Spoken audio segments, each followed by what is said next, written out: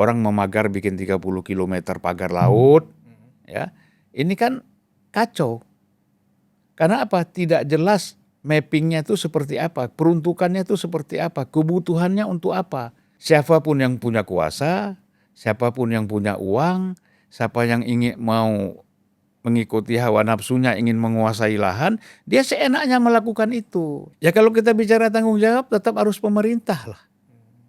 Tetap menteri-menteri yang terkait, yang memberikan izin, mengeluarkan HGB, itu yang harus bertanggung jawab. Ya, artinya sejauh mana pagar itu boleh dibuat, berapa kilometer, dan daerah-daerah apa saja. Tidak sembrono. Nah kita mengharapkan Prabowo harus tegas. Gak bisa main-main mimpin negara ini. Ya kan? Karena 5 tahun itu tidak lama. Buktinya Pak Jokowi 10 tahun sebentar selesai. SBY 10 tahun selesai. Menteri-menteri yang salah pecat, ganti.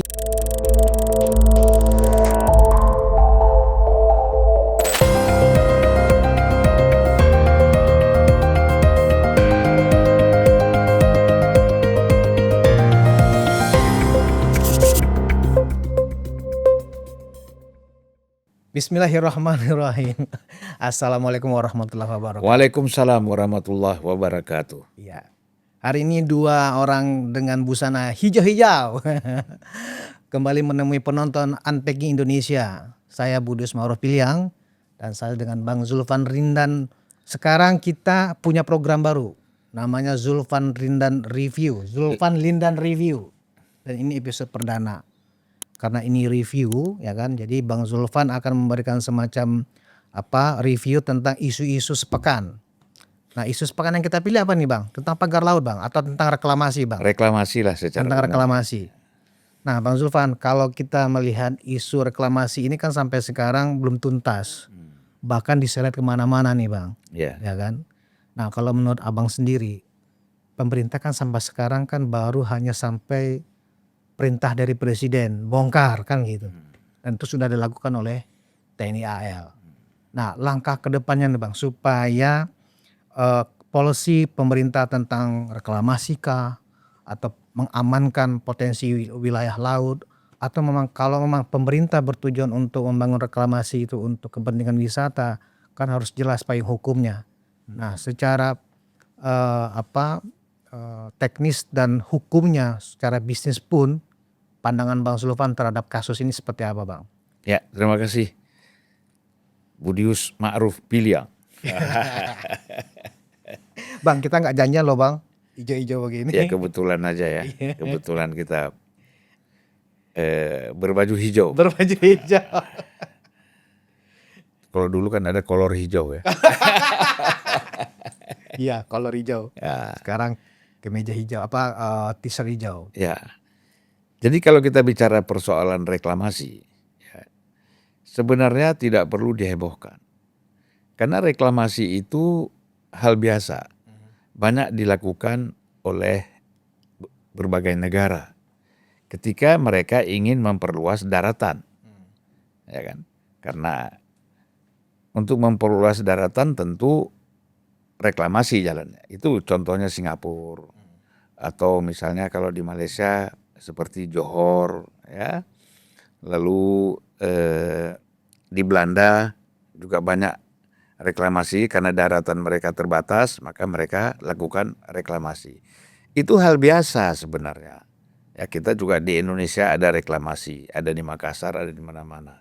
Nah, kalau menurut Cak Nun, yang mungkin nanti akan kita putarkan videonya secara lengkap, ya. Seperti Anda ketahui, reklamasi itu jangan dipikir cuma di Jakarta, itu ada 37 wilayah yang sudah dan sedang dikerjakan.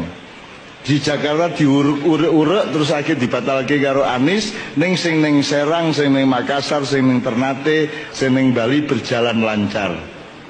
Jadi mereka akan menciptakan kota-kota besar yang penghuninya bukan orang Indonesia, tidak berbahasa Indonesia dan kaya raya. Reklamasi itu terjadi di 37 wilayah.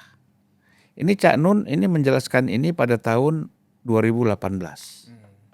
Nah, nanti videonya akan kita putar selengkapnya apa yang disampaikan oleh Cak Nun. Ya. Nah, jadi persoalannya adalah harus jelas polisinya. Kebijakan pemerintah tentang reklamasi ini kan harus jelas. Kemudian payung hukumnya itu seperti apa? Ya.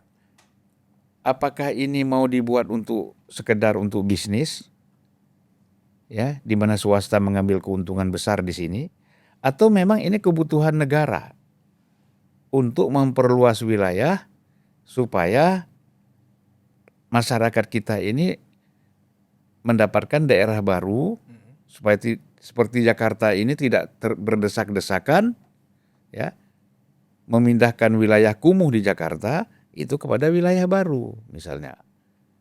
Nah, sekaligus membangun potensi dunia usaha di situ. Pasti kalau ada wilayah baru itu biasanya kan orang ingin membangun usaha-usaha baru juga di situ, ya, agar transaksi di antara masyarakat dengan dunia bisnis itu berjalan. Ya. Itu. Dan kemudian polisinya juga adalah bahwa jangan ada rakyat yang dirugikan. Misalnya membeli tanah masyarakat seenaknya dengan harga sangat murah, ya. Padahal mungkin harga tanah di situ lebih mahal, tapi dibeli dengan murah, ya. Dan rakyat tidak bisa menentukan harga karena harga sudah diputuskan oleh pihak swasta. Nah, kalau ada polisi pemerintah itu kan menegaskan harganya harus sekian. Artinya apa? Berpihak kepada rakyat, kepada masyarakat, menolong masyarakat supaya masyarakat tidak dirugikan. Gitu. Itu satu. Kemudian masyarakat yang tanahnya sudah dibeli untuk kepentingan reklamasi, Ya. itu kan mereka juga harus bisa hidup di situ. Kalau enggak mau kemana mereka? Terlantar lagi kan? Nah, ini polisi ini penting gitu loh. Nah, payung hukumnya seperti apa? Tidak boleh ada yang melanggar gitu loh. Oleh karena itu reklamasi itu bisa saja ini menjadi proyek pemerintah, ya. Polisinya ini menjadi proyek pemerintah. Pemerintah membuat mapping daerah mana saja yang bisa direklamasi dan peruntukannya apa saja. Disinilah perlu payung hukum sehingga tidak seenaknya seperti sekarang orang memagar bikin 30 km pagar laut, ya. Ini kan kacau. Karena apa? Tidak jelas mappingnya itu seperti apa, peruntukannya itu seperti apa, kebutuhannya untuk apa. Sehingga terjadi konflik antara pihak swasta dengan masyarakat atau masuk kepentingan-kepentingan politik lain memperkeruh suasana. Satu contoh misalnya kita lihat Kalimalang. Sekarang di ujung Kalimalang, nanti juga kita putar videonya, Di Uruk ya. ada orang menutup Sungai. Ini bagaimana?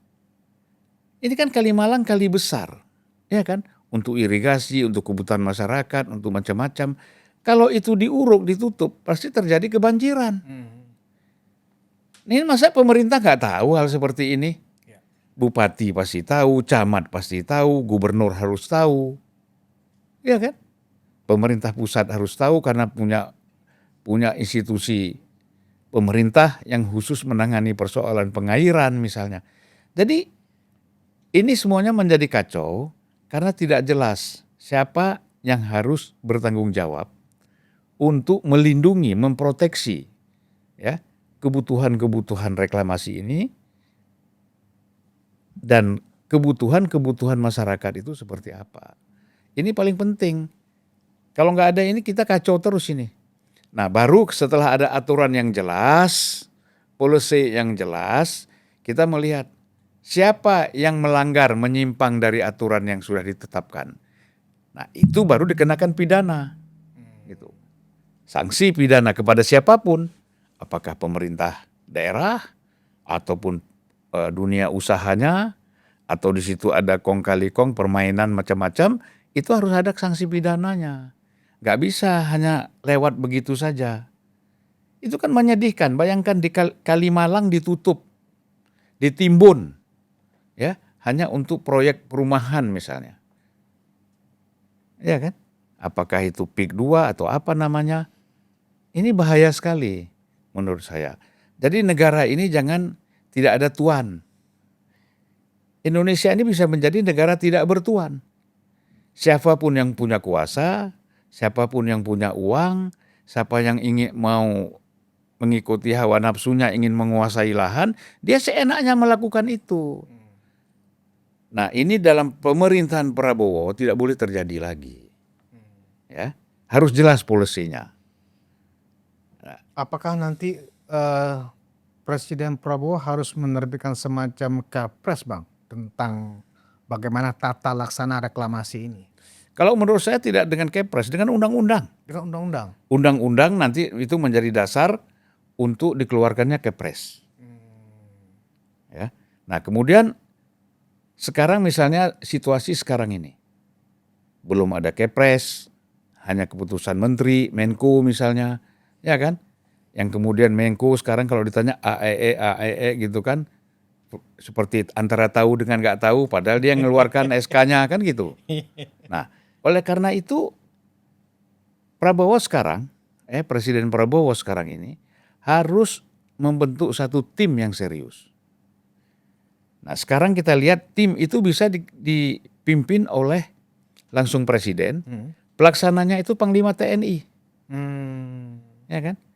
Panglima TNI ada 3 angkatan di situ, laut, udara, darat, misalnya kan, untuk terus memantau ini dan melibatkan menteri-menteri terkait, Menteri Dalam Negeri, KKP, ATR, ya menteri-menteri yang terkait dengan masalah ini. Ini harus diselesaikan. Kalau tidak diselesaikan, maka ini berlarut-larut. Akan terjadi lagi. Gitu. Nah, kita kan capek. Sementara kita harus menyelesaikan banyak masalah. Presiden harus banyak menyelesaikan masalah luar negeri, internasional, konflik antar negara. Ya. Seperti sekarang dia harus sering jalan ke luar negeri, India, Cina, Malaysia, Amerika, dan macam-macam. Nah, ini harus ada tim yang serius. Kalau saya mengusulkan tim ini langsung di bawah Panglima TNI. Ya. Nah, kemudian karena ini laut, TNI yang paling aktif adalah TNI Angkatan Laut nanti. Diserahkan untuk memonitor persoalan-persoalan seperti ini. Jadi tidak lagi terjadi. Sebenarnya kan pada saat baru dibangun pagar ini 1 kilo aja kita udah tahu. Iya. Apalagi 30 kilo ya, Bang. Nah, itu kan harus tahu. Menteri KKP harus sudah tahu. Iya kan? Semuanya pihak kepolisian, semuanya tuh harus tahu. Camat, bupati, wali kota. Masa mereka nggak tahu? Ini nggak mungkin. Ya. Kalau dia nggak tahu berarti memang dia nggak pernah lihat bagaimana nasib kehidupan wilayahnya, bagaimana kehidupan masyarakatnya. Nah, kalau begitu ngapain jadi pejabat kamu? Cuma jalan ke luar negeri, duduk-duduk rapat-rapat, kongko-kongko, nyanyi-nyanyi. Udah mundur aja dari pejabat kalau seperti itu. Gitu loh. Dia diangkat menjadi pejabat apakah desa, camat, bupati, DPR dan semuanya. Ini harus kan bekerja mengabdi untuk rakyat. Itulah namanya politik yang sesungguhnya. Politik yang sesungguhnya adalah bagaimana melakukan pengabdian kepada masyarakat. Bukan intrik, bukan menjilat, asal Bapak senang. Ini bahaya. Ya, ini bahaya sekali. Nah, bila masyarakat kita atau bila pemerintah kita dan masyarakat kita mendiamkan hal-hal seperti ini, maka tidak heran nanti akan berulang lagi, akan terjadi lagi. Kes-kes yang sama seperti ini yang kemudian membuat kita lelah. Gitu. Yang namanya pihak swasta pasti mau cari untung besar. Pasti mereka berupaya bagaimana bisa berbisnis dan mereka mendapatkan untung besar. Itu swasta, itu kan begitu. Nature-nya kan begitu. Gitu. Nah, tetapi supaya pihak swasta ini tidak seenaknya, ya kan, mencari untung besar melakukan sesuatu, disinilah diperlu aturan yang tegas dan jelas, gitu. Tidak abu-abu, ya. Tidak. Sekarang kan kita lucu ini, HGB, ya kan, diterbitkan oleh ATR misalnya. Kemudian izin teknisnya KKP. Terus yang mengawasi pelaksanaan ini di lapangan siapa? Kan nggak ada. Ini terbukti tidak ada pengawasan. Ya kan? Artinya dalam pelaksanaan tidak ada pengawasan sehingga menjadi puluhan kilometer laut dipagari, nelayan yang sehari-hari cari makan di situ nggak bisa berlayar, tidak bisa mencari ikan, padahal itu adalah kehidupan mereka, ya kan? Nelayan kan nggak mungkin cari makannya jual bakso, buka warung Tegal, buka restoran, kan nggak mungkin. Mereka itu carinya ikan. Ya ikan itu adanya di laut. Kalau ini dipagar begitu, kan menyedihkan sekali. Ya. Ya. Nah ini menurut saya, ini kita baru bicara nelayan, kita belum bicara lagi petani. Ya. Yang juga nasibnya mungkin sama, cuman tidak mencuat aja. Jadi isu-isu seperti ini tidak boleh baru mencuat ke permukaan, baru muncul ke permukaan ketika ada apakah namanya kepentingan politik atau apakah namanya ini nanti kesadaran politik, tapi terjadi belakangan, ya setelah ini berjalan jauh, gitu loh, Budius. Nah, kalau tentang yang sudah terjadi nih Bang, kan sekarang orang menuntut, mendesak siapa yang harus bertanggung jawab atas yang dianggap ilegal, yang dianggap tidak sah seperti sekarang, itu bagaimana Bang? Ya kalau kita bicara tanggung jawab tetap harus pemerintah lah. Tetap menteri-menteri yang terkait yang memberikan izin, mengeluarkan HGB itu yang harus bertanggung jawab. Ya. Artinya sejauh mana pagar itu boleh dibuat, berapa kilometer, dan daerah-daerah apa saja, tidak sembrono, tidak seenaknya. Nah, berarti kan harus ada pengawasan. Pengawasan itu kalau kita pakai istilah pada masa Orde Baru kan pengawasan melekat namanya. Waskat. Nah, itu mulai dari camatnya, desanya, semuanya. Masa ada kepala desa bisa mengeluarkan izin, terus bupatinya kemana, camatnya kemana? Kan ini biasa sampai gubernur. Giliran tambang aja, batu bara, emas ini, nikel, semuanya rebutan pejabat daerah ini. Ya kan? Begitu persoalan ini, diam semua. Seolah-olah tidak tahu. Bagaimana dia tidak tahu kalau dia bupati di situ? Kalau dia camat di situ? Bahkan gubernur di situ. Bagaimana dia nggak tahu? Ini kan lucu. Akhirnya muncul kecurigaan. Oh jangan-jangan udah disuap nih. Udah terima uang nih. Makanya diam aja. Semua pihak. Gitu kan. Ada Kapolres di situ. Ada macam-macam. Ada Kapolsek. Semuanya bisa melapor kalau ada pelanggaran-pelanggaran. Di sinilah yang menjadi aneh, ya, persoalan pagar laut dan persoalan yang lain, termasuk Kalimalang yang ditimbun, yang sekarang airnya tidak bisa mengalir, diarahkan entah kemana-mana, yang resikonya kebanjiran nanti masyarakat, tidak ada yang peduli. Jadi masyarakat kita jangan dibiarkan menyelesaikan masalahnya sendiri. Tidak kuat. Bagaimana masyarakat mau lawan oligarki? Kan nggak mungkin. Mereka nggak punya apa-apa. Ya. Jadi masyarakat itu harus dilindungi oleh negara, oleh pemerintah. Supaya mereka bisa berdaya. Kalau pemerintah tidak melindungi rakyat, pemerintah tidak memproteksi rakyat, ya namanya pengusaha, apakah namanya konglomerat, kayak oligarki, pasti jalan seenaknya. Bahkan bisa sebaliknya, justru yang dilindungi ini oligarkinya, bukan rakyatnya. Ini kan bahaya. Ya. Jadi janganlah kita bicara persoalan-persoalan kemanusiaan, persoalan-persoalan keadilan, tetapi itu lip service. Ya. Lip service. Sebenarnya di hati kita tidak ada itu. Rasa kemanusiaan dan keadilan, tapi hanya lip service. Hanya untuk memuaskan dirinya sendiri dan seolah-olah dilihat oleh masyarakat dia ini adalah pemimpin yang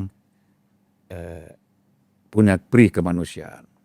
Jadi Bang, saran Abang terhadap kedepannya bagaimana polemik sekitar pagar laut ini bisa diatasi, Presiden Prabowo harus membentuk tim yang diketuai oleh Panglima TNI. Ya Presiden Prabowo harus tegas. Gak bisa mimpin negara ini tidak tegas. Kita melihat banyak sekali kekurangan pada masa Orde Baru. Ya kan? ada terjadi korupsi, ada terjadi penindasan, ada terjadi kejaliman. Tapi kan semuanya seperti tertib karena Soeharto tegas. Ya, ya. Sehingga orang merindukan ada Soeharto lagi nih. Ya. Nah kita mengharapkan Prabowo harus tegas. Gak bisa main-main mimpin negara ini. Ya kan? Karena 5 tahun itu tidak lama. Buktinya Pak Jokowi 10 tahun sebentar selesai. SBY 10 tahun selesai. Ya, bahkan Orde Baru 32 tahun berlalu. Jadi 5 tahun itu tidak lama. Sebentar. Oleh karena itu masih ada waktu, masih ada usia, ada kesehatan, ada kesempatan. Prabowo harus tegas. Gak bisa main-main mimpin negara ini. Ya, gitu Bung Dius. Kuncinya presiden harus tegas, tuntas, sehingga persoalan pagar laut ini nggak merembet lagi kemana-mana. Bukan harus pagar laut aja, reklamasi yang terjadi di mana-mana nih. Pulau-pulau kita sekarang ada diduduki asing, Ya. ya. Kemudian orang Indonesia tidak masuk di sana seperti daerah Pulau Mentawai misalnya. Pulau-pulau di Kepulauan Seribu kita banyak dikuasai oleh individu-individu. Dan juga di pulau-pulau lain mungkin di NTT, di NTB, di Bali. Ini kan harus ditertibkan. Ya kan? Kalau mau bikin pulau bagaimana izinnya? Apa boleh bupati aja yang keluarkan izin? Ya kan? Atau gubernur saja. Ini kan daerah potensi wisata yang luar biasa. Kita tahu kita ini negara kaya. Betapa banyak negara yang hidup dari wisata. Ya. Kita ambil contoh misalnya Thailand, kita ambil contoh yang dekat Malaysia, Singapura misalnya. Ya, kalau kita mau ambil jauh lagi Spanyol, bagaimana membangun Barcelona bisa menjadi 60 juta wisatawan padahal penduduknya 60 juta. Belanda misalnya 13 juta penduduknya tapi wisatawan bisa puluhan juta. Ada daya tarik. Dan dibandingkan dengan keindahan dan kemewahan, keindahan wilayah Indonesia, nggak ada apa-apanya negara itu. Indah sekali kita ini. Tetapi tidak dikelola, tidak dijaga dengan baik. Semuanya mau bicara kita bangun proyek-proyek yang sebenarnya itu proyek konsumtif. Proyek yang tidak memasukkan uang. Kita bangun jalan oke. Bangun airport oke, bangun pelabuhan oke. Tapi ini jangan lupa, itu semuanya kan harus ada tujuan. Tujuan apa? Tujuan wisata. Saya lihat tujuan wisata sekarang ini nggak ngerti konsepnya itu seperti apa. Bagaimana, kenapa nggak pulau-pulau itu yang indah-indah itu kita bangun? Ya, kemudian bisa dimanfaatkan oleh masyarakat kita dan masyarakat asing. Kita lihat Cina misalnya. Cina itu dengan penduduk 1,4 miliar barangkali, ya, atau sudah bertambah lagi. Mereka itu tidak membutuhkan wisatawan asing. Karena rakyatnya sendiri sudah warawiri itu pindah tempat ke sana kemari ya untuk menikmati daerah-daerah wisata. Karena daerah wisatanya terbangun. Ya kan dulu kan orang pada masa lalu itu kenal Cina tuh Shanghai, Hong Kong. Hong Kong bukan bagian Cina, sekarang sudah bagian Cina kan. Sekarang sudah bangun Guangzhou, Shenzhen, Hangzhou dan macam-macam daerah lain, Xiamen, itu semua menjadi wilayah wisata, ya, yang dikunjungi oleh masyarakat Cina dan oleh masyarakat mancanegara. Nah kita ini harus konsepnya wisata itu seperti itu, ya. Jadi uang itu bukan hanya dari pajak untuk pendapatan negara, ya kan? Kemudian pendapatan negara itu bukan dari soal perdagangan impor ekspor, tetapi pendapatan dari wisata itu besar sekali dan banyak negara yang hidup dengan membangun potensi wisata yang ada di negaranya. Nah, salah satunya adalah misalnya dengan melakukan reklamasi. Ya, pemerintah harus mengontrol ini. Tidak boleh reklamasi dikasih full untuk swasta. Pemerintah lepas tangan, tidak terlibat di situ. Ini salah. Akhirnya rakyat terbengkalai, rakyat tercecer, rakyat dirugikan. Nah ini yang selama ini terjadi seperti itu, Bung Budius. Ya, berarti kuncinya pemerintah bersama DPR harus segera ya memberikan sikap kepada persoalan ini ya Bang, lewat undang-undang reklamasi. Harus ada undang-undang, kemudian ada instruksi presiden, bikin tim yang serius, ya kan? Siapa terserah presiden tunjuk, mau Panglima TNI, saya kira karena situasinya sudah carut marut seperti ini, kasih Panglima TNI. Manakala di dalam persoalan ini ternyata terlibat pihak-pihak yang ada dalam kabinet sendiri, sikap Presiden Prabowo harus tegas. Tegas, ini nggak ada menteri-menteri yang salah pecat, ganti. Jangan kasih kesempatan mereka buat berulang-ulang berbuat salah. Mesti begitu. Kalau pemerintahan mau stabil, negara ini mau maju seperti itu.